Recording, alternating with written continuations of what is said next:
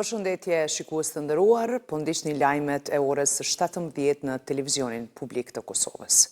Ka mbritur në Kosovë kreu i shtetit të Antigua dhe Barbudas, guvernatori i përgjithshëm Sir Rodney Williams dhe ministri i jashtëm i Tanzanisë Mahmud Thabit Kombo, të cilët janë pritur me ndërime shtetërore nga presidentja Osmani. Sikurse guvernatori i përgjithshëm, i cili do të jetë pjesëmarrës i forumit ndërkombëtar për gratë, paqen dhe sigurinë, i organizuar në udhëheqjen e presidentes Osmani, edhe ministri i jashtëm i Tanzanisë do të marrë pjesë në këtë forum. Prishtina gjatë 2 ditëve të ardhshme do të jetë një koqire edicionit të tretë të forumit ndërkombëtar për gratë, paqen dhe sigurinë. Në këtë forum pritet të marrin pjesë mbi 30 panele diskutimi me mbi 150 folës nga më shumë se 45 shtete. Zyra e Regulatorit për Energji ka thënë se vendimi për liberalizim të tregut të energjisë elektrike synon të sjellë përfitime konkrete për konsumatorët përmes rritjes së konkurrencës ndërmjet furnizuesve, përmirësimit të cilësisë së shërbimit dhe krijimit të kushteve të favorshme për çmime transparente dhe në parime të tregut të lirë.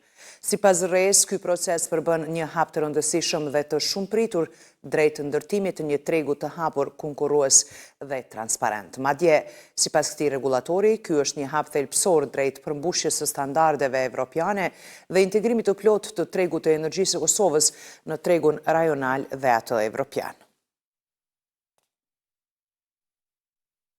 Vendimi i fundit i Zyrës së Regulatorit për Energji, i cili ka hyrë në fuqi sot dhe që obligon rreth 1300 biznese në Kosovë të kalojnë në tregun e lirë të energjisë elektrike, ka nxitur reagimin e Aleancës Kosovare të Biznesit. AKB thotë se ky vendim ka sjellë një rritje ekstreme të çmimit të energjisë mbi 250% më shumë krahasuar me një vit më parë.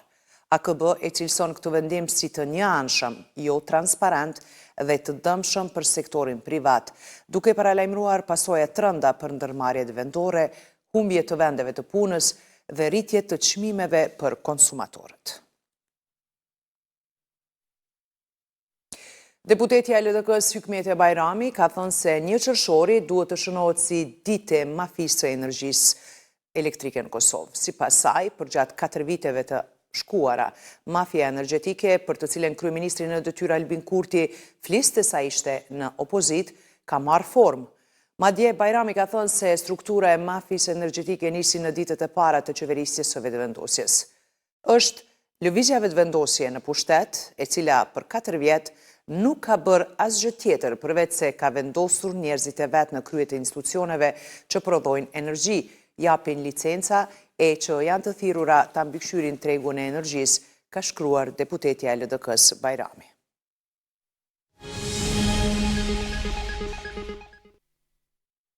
Dita ndërkombëtare e fëmijëve po shënohet edhe në Kosovë me shumë aktivitete. Me këtë rast, presidentja Vjosa Osmani bëri thirrje për jetë të dinjitetshme dhe për krahje ndaj ëndrave të fëmijëve. Ajo ka përmendur arsimin cilësor, fëmirinë e lumtur, ambientin e sigurt dhe jetën me dinjitet si elemente kyçe për stabilitet social. Në këtë ditë të veçantë ku janë mbledhur fëmijë nga të gjitha viset në Kosovë, dua ta përsëris një mesazh që e theksoj çdo herë që flas për fëmijët tonë. Kujdesi për fëmijët nuk është vetëm detyrë prindërore apo institucionale, por është përgjegjësi e përbashkët e të gjithë shoqërisë sonë. Të gjithë fëmijët tonë, pa dallim etnie, gjinie apo përkatësie tjetër, meritojnë një fëmijëri të lumtur, arsim cilësor, ambient të sigurt dhe mbi të gjitha një jetë me dinjitet. E ardhmja jonë si shoqëri matet pikërisht nga mënyra se si i trajtojmë fëmijët tonë. Kjo në kupton më shumë investime në arsim, më shumë përkujdesje për shëndetin e tyre, më shumë mbrojtje nga dhuna, më shumë dashuri dhe mundësi për secilin prej tyre në mënyrë që të ëndrrojnë dhe t'i përmbushin ëndrat e tyre. Edhe kryeministri në detyrë Albin Kurti ka uruar 1 qershorin ditën e fëmijëve. Ai ka shkruar se shoqëria bëhet më e mirë kur fëmijët janë motivi i të rriturve, duke shtuar se fëmijëve u detyrohemi me dashuri dhe mbështetje pa kushte. Sipas kurtit, fëmijët kanë nevojë të ndjejnë dorën e shtetit, andaj politikat e qeverisë për shtesa për fëmijët dhe nënat lehona po adaptohen edhe nga komunat në nivelin lokal. Me rastin e ditës ndërkombëtare të fëmijëve u organizua akademi shkencore dhe ekspozit dokumentare me titull Rikujtes, ata ishin liria vet, që ju kushtua për herë të parë 1432 fëmijëve viktima të gjenocidit të Serbisë. Kjo ngjarje ishte një thirrje për kujtesë kolektive, drejtësi dhe ndërim për jetët e fëmijëve që u prenë në mes.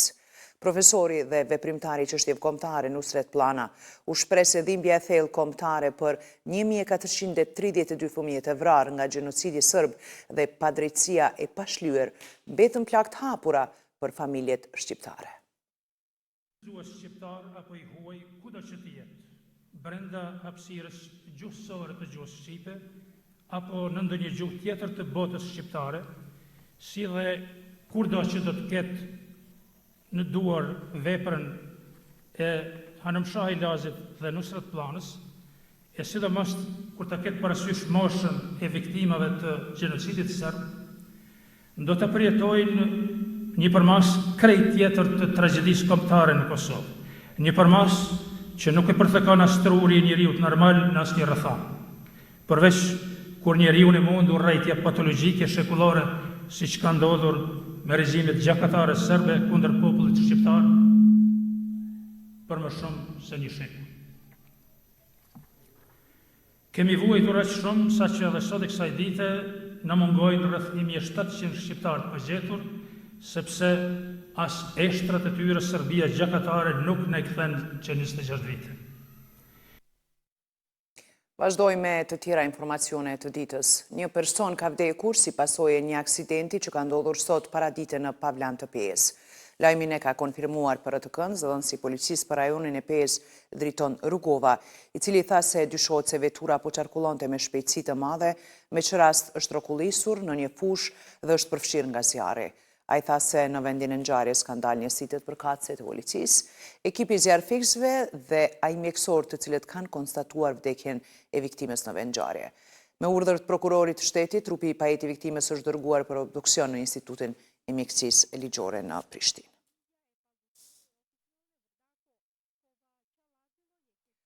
5 persona janë arrestuar në fshatin Rogov të Gjakovës për gjuajtje me armë zjarri. Sipas policisë, me urdhër të prokurorit, është kryer bastrisje dhe janë gjetur dhe konfiskuar armë dhe municion.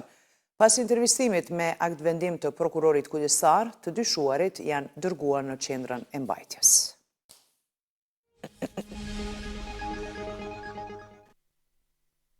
Ukraina ka goditur me dron bazat ruse dhe pretendon dëmtimin e mbi 40 bombarduesve strategjik.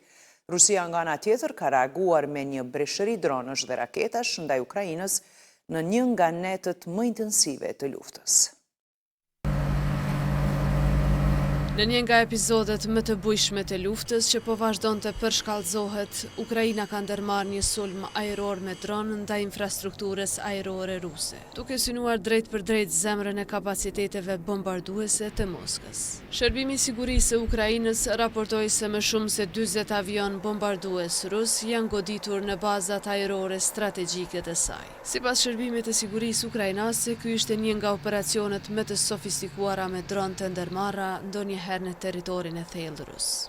Ukraina pretendon se këta avion ishin përgjegjës për lëshimin e raketave ndaj infrastrukturës energjetike ukrainase dhe se eliminimi i tyre është një goditje strategjike për kapacitetet sulmuese të Kremlinit. Si kundërpërgjigje, Rusia kreu një sulm të koordinuar ajror mbi Ukrainë duke lëshuar 472 dron kamikaz dhe 7 raketa, mes tyre lloje balistike dhe lundruese. E ushtria ukrainase deklaron se ka arritur të rrezojë 385 prej tyre, ndërsa pjesa tjetër shkaktoi dëme të kufizuara në disa rajone lindore dhe jugore.